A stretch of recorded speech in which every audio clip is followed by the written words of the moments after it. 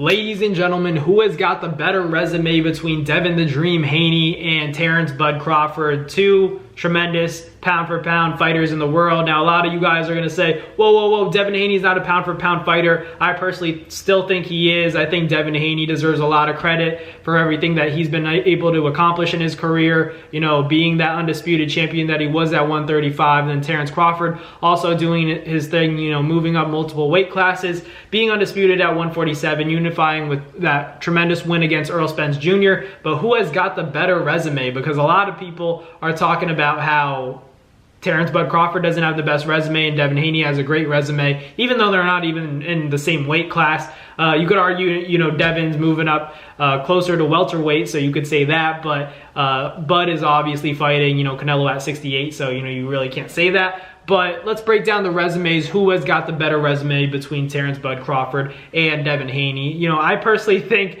this might be a hot take, but I personally think Devin Haney has a better resume than Terence Bud Crawford, because if you look at it, Terence has fought Errol Spence Jr., and that's the biggest name on his resume when it comes to, you know, the highly anticipated matchup, who's the best at 147. But if we're being real, I always say, you know, that wasn't prime Errol Spence Jr. Terence Crawford never fought a prime fighter in his life, you know, that was on his level. That's just facts. But Devin Haney can say the opposite. You know, he fought Ryan Garcia, who, in my opinion, Ryan Garcia, he's a tremendous fighter, a very dangerous fighter. Devin also fought Kambosos 2 times, you know, defended his title back in Australia, again, had to do it without his dad. Fought Lomachenko, beat Lomachenko.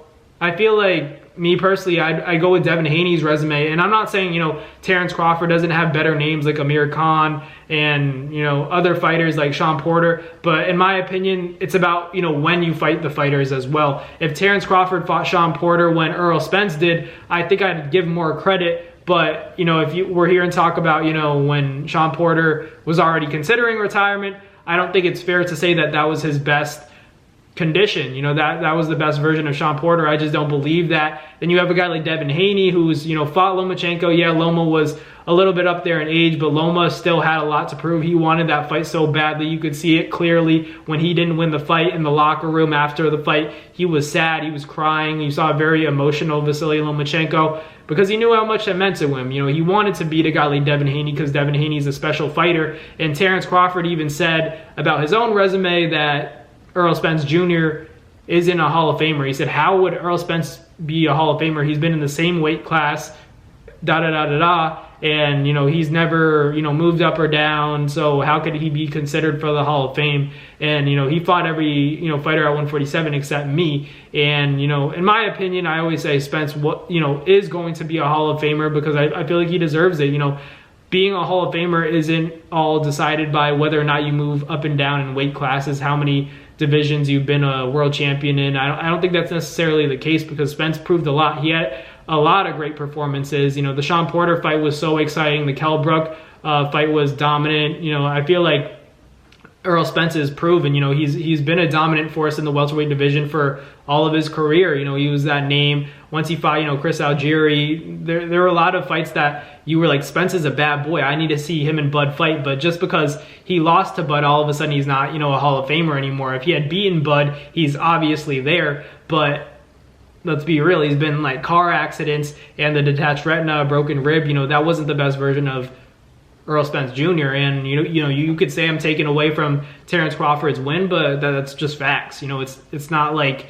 this isn't true. It's not like Spence wasn't launched out of his vehicle. It's not like he didn't have a detached retina and had to pull out of a fight with Manny Pacquiao. And anybody that knows in the sport of boxing, if you're pulling out of a Manny Pacquiao fight, you really must be injured. You know, you really must be injured because that's the biggest payday and the biggest opportunity of a lifetime. So I feel like Spence, you know, it's a completely different fight if he's 100%. I'm not saying that Terence Crawford wouldn't have stopped Spence, you know, even in their primes. It's very possible, but we'll never know. You know, we saw the fight when it was like Spence was already going through so much adversity. He already looked like unfortunately a different person. He spoke like a different person, and, you know, let's be real, he fought like a different person as well. He was never the same after everything he's been through. So it is what it is. You know, I personally think Devin Haney has the better resume between the two fighters, but both tremendous talents. I'm a fan of both. but I'd probably say Devin has a better resume. That's just my opinion. Let me know down below what you guys think. But thank you guys for watching. Like, comment, and subscribe, and I'll catch you guys on the next NASBoxing video. Peace.